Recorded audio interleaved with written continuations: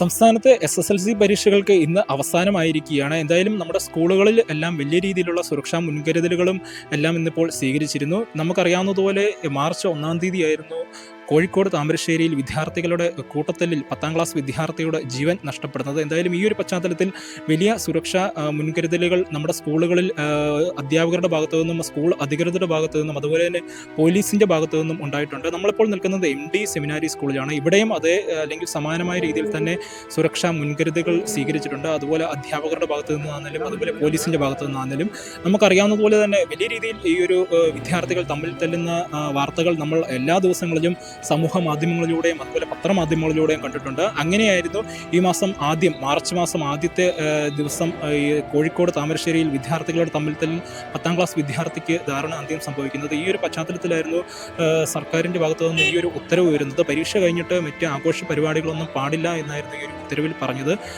കാരണം ഈ ഒരു തമ്മിൽത്തല്ല് അല്ലെങ്കിൽ വിദ്യാർത്ഥികളുടെ തമ്മിൽത്തല്ല് ഒഴിവാക്കുക എന്നൊരു കാര്യമായിരുന്നു സർക്കാർ മുമ്പോട്ട് വെച്ചത്. അതിൻ്റെ പശ്ചാത്തലത്തിൽ 10ാം ക്ലാസ്സിലെ പരീക്ഷ കഴിഞ്ഞ് ഇറങ്ങുന്ന അവസാന ദിവസം അവിടെ രക്ഷിതാക്കൾ സ്കൂളിൽ എത്തണമെന്നായിരുന്നു ആ ഒരു നിർദ്ദേശത്തിൽ പറഞ്ഞത്. എല്ലാ സ്കൂളുകളിലും ഈ ഒരു നിർദ്ദേശം പറഞ്ഞിട്ടുണ്ട്. അതിൻ്റെ പശ്ചാത്തലത്തിൽ ഇന്നിപ്പോൾ MD സ്കൂളിലും ഈ ഒരു വിദ്യാർത്ഥികൾ പരീക്ഷ കഴിഞ്ഞിറങ്ങുമ്പോൾ അവരെ കൂട്ടിക്കൊണ്ടുപോകാൻ അവരുടെ രക്ഷിതാക്കൾ എത്തിയിട്ടുണ്ട്. നമുക്ക് എന്തായാലും ആ കാഴ്ചകളൊന്ന് കാണാം.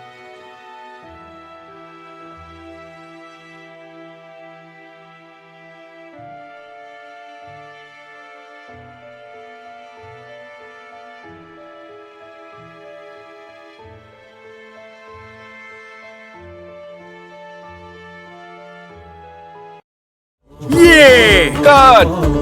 Perfect shot. Look, he's my brother. He's a VFX director. Oh, wow. Nice. പുതിയ ഇന്ത്യ പുതിയ കരിയേഴ്സ് തിരഞ്ഞെടുക്കുന്നു, ജോലികൾ തയ്യാറാകുന്നു. ഇന്ന് തന്നെ ജോയിൻ ചെയ്യൂ അരീന ആനിമേഷൻ. റിക്രൂട്ടേഴ്സ് ചോയ്സ്, ഇൻഡസ്ട്രിയുടെ വോയിസ്.